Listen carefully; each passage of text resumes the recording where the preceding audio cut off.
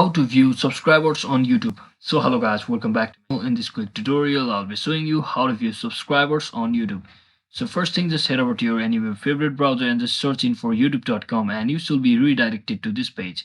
So make sure you are logged into your account. As you can see, I've already logged into my account. So now all you have to do is just click on this your profile icon at the top right corner. So once you tap on this, click on this YouTube Studio option just like this.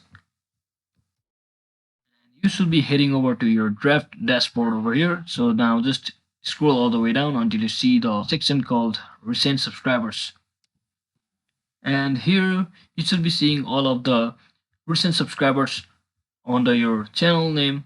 And just remember that only it will only include the users who have made their subscription public. That means if the user who have subscribed to your channel have made their subscription public, then only they will be shown over here.